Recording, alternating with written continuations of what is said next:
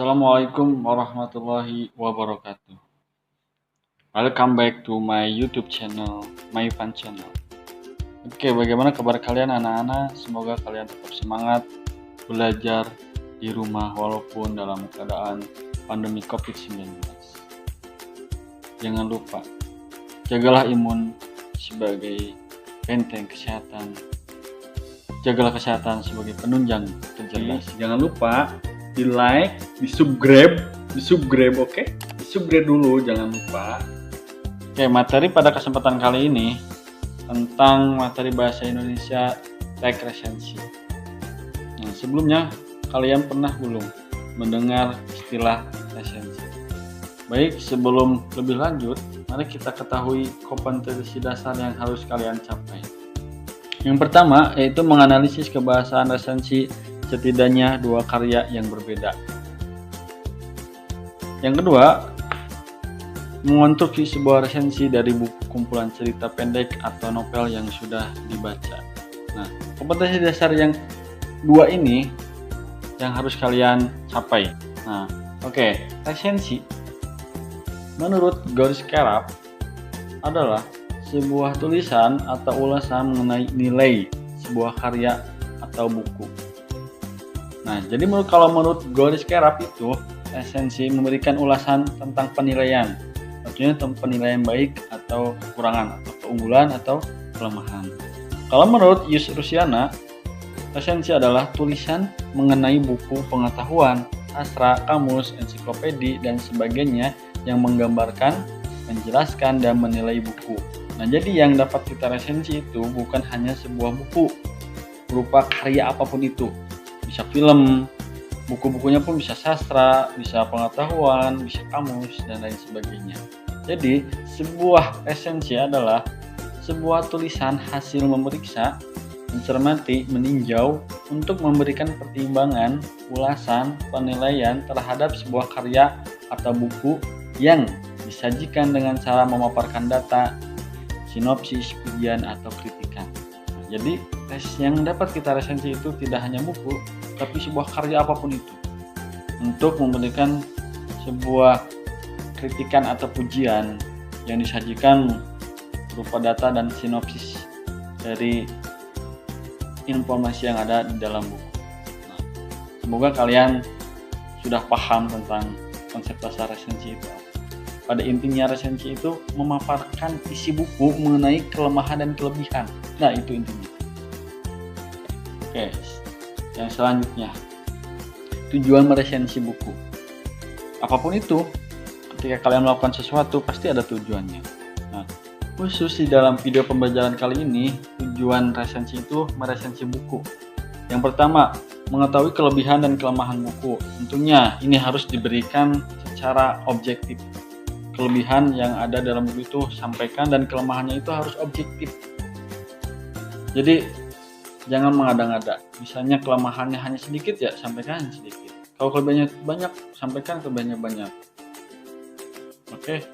Nah, oh iya, digarisbawahi. Kelebihan itu bisa berupa berbagai macam segi, dari segi tulisannya, dari segi bahasa, dari segi penyajiannya menarik atau tidak, atau dari segi informasinya atau isi dari buku itu. Yang kedua, memberikan pemahaman dan informasi tentang isi buku. Tentu ketika sudah kita resensi, tentunya akan lebih ringkas, sehingga khusus pembaca atau khusus pembuat yang meresensi, yang menulis resensi itu memberikan pemahaman yang mendalam dan informasi. Setelah dituangkan dalam resensi, dibaca oleh seseorang, hasil karya kita akan lebih paham tentang isi dari buku yang kalian resensi. Yang ketiga, mengajak mendiskusikan lebih jauh tentang masalah yang diangkat dalam buku. Nah, pembaca itu akan tertarik untuk lebih mendiskusikan tentang isi apa sih di dalam buku tersebut. Yang keempat yaitu memberikan pertimbangan pantas atau tidaknya buku tersebut dibaca atau diterbitkan. Nah, dalam buku fiksi ada beberapa cerita yang di dalamnya tentang yang sudah dewasa. Nah, jadi ketika kita sudah resensi, bisa menentukan karya A misalnya tidak pantas jika dibaca oleh anak di bawah umur, misalnya untuk anak-anak jenjang SD. Ini karya itu pantasnya dibaca oleh kalangan SMA ke atas, usia 18 tahun ke atas misalnya. Jadi bisa memberikan pertimbangan terhadap pembaca. Yang selanjutnya tentunya ada manfaatnya. Segala sesuatunya pasti ada manfaatnya. Di sini manfaat resensi buku yang pertama adalah bahan pertimbangan. Nah, ketika seseorang membaca resensi atau membuat resensi tentang isi dari misalnya fiksi, cerita-cerita yang realita, yang diangkat dari kehidupan nyata, itu akan memberikan pengaruh terhadap pembacanya. Jadi akan memberikan pelajaran-pelajaran nanti ketika dalam kehidupan nyata bisa mempertimbangkan dilihat dari cerita yang sudah dibaca dalam resensi tersebut. Yang kedua, nilai ekonomis. Nah, ketika kalian membaca surat kabar atau koran, di situ beberapa hasil resensi berupa film atau buku atau karya yang lainnya yang dimuat di media cetak. Nah, tentunya ketika kalian membuat resensi dimuat di media cetak, itu akan memberikan timbal balik, memberikan uang kepada kita, itu bayar dari iklan tentunya. Di situ nilai ekonomisnya lumayan tinggi. Yang ketiga, sebagai sarana promosi.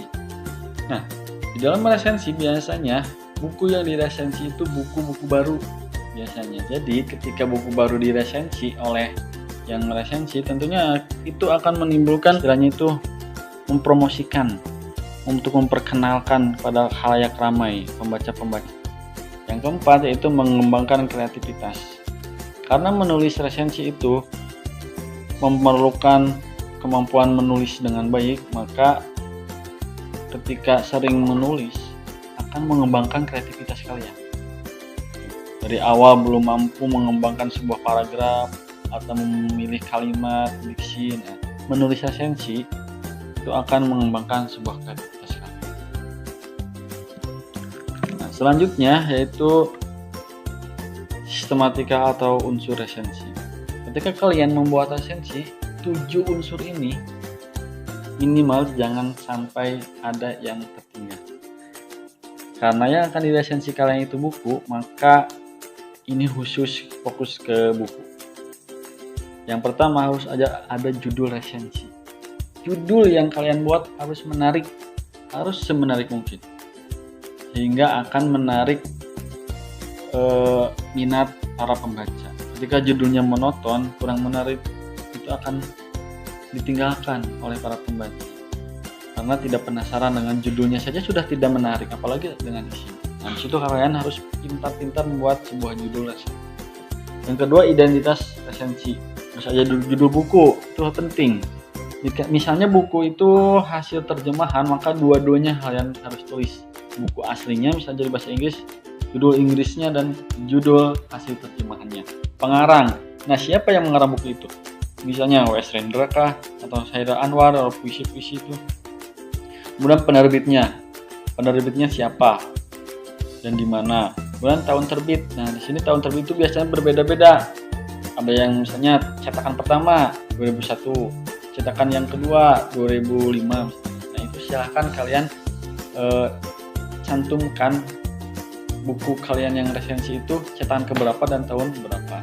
Kemudian yang terakhir, tebal buku. Nah, tebal buku itu seberapa tebal yang kalian resensi. Di situ ada halamannya, kalian bisa lihat. Ini tidak perlu dihitung satu persatu. Yang ketiga adalah pembukaan, berisi tentang deskripsi rangkuman yang menjelaskan isi buku secara umum. Nah, di sini gambaran umum tentang isi buku yang kalian resensi. Jadi secara umum lah, secara gambaran besar saja, misalnya tentang cerpen, tentang pernikahan dini. Nah, itu secara umum saja. Nanti baru di bagian yang keempat, yaitu isi resensi, berupa sinopsis atau isi buku secara benar dan kronologis. Ulasan singkat buku dengan kutipan secukupnya. Nah, di situ ada singkat.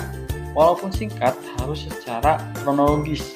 Cerpen dari awal pengenalan tokoh, watak, kemudian ke kejadian apa, kemudian ada konflik, ada klimaks, nanti ada peleraian. Nah, di situ beberapa struktur terpen itu harus ada dalam bagian keempat atau bagian isi resensi. Walaupun secara singkat tapi harus memuat informasi penting dalam buku tersebut. Yang kelima, penilaian keunggulan buku. Berikanlah keunggulan-keunggulan buku yang kalian temukan, dari mulai ceritanya, penulisannya, penyajiannya, dan lain sebagainya. Yang keenam, kelemahan buku. Jangan sungkan kalian untuk memberikan penilaian kelemahan dalam buku itu, karena sempurna apapun itu tidak ada yang memiliki kesempurnaan, hanya Allah lah yang memiliki kesempurnaan. Jadi tetapi harus objektif memberikan penilaian kelemahan itu, jangan subjektif. Yang terakhir yaitu penutup atau saran, atau buku itu penting untuk siapa dan mengapa. Nah, di dalam terakhir itu saran-saran atau masukan-masukan pada buku itu, ataupun bisa berupa buku ini itu penting untuk siapa, untuk anak-anak lah, untuk dewasa, atau untuk kalangan apa, dan mengapa. Berikan alasan oleh kalian tentang buku tersebut. Nah, ini ada 7 unsur resensi yang harus ada dalam sebuah resensi. Nah, pada kesempatan kali ini hanya sampai pada sistematika. Untuk kebahasaan dan struktur dalam teks resensi nanti kita sampaikan kembali di video selanjutnya. Baik, kalian yang sedang belajar di rumah, jangan lupa membaca novel Sang Pemimpi, novel Tenggelamnya Kapal Van der Wijk, dan novel Laskar Pelangi. Semoga materi pembelajaran ini bermanfaat. Tetap semangat belajar. Thank you for watching. Sampai jumpa kembali.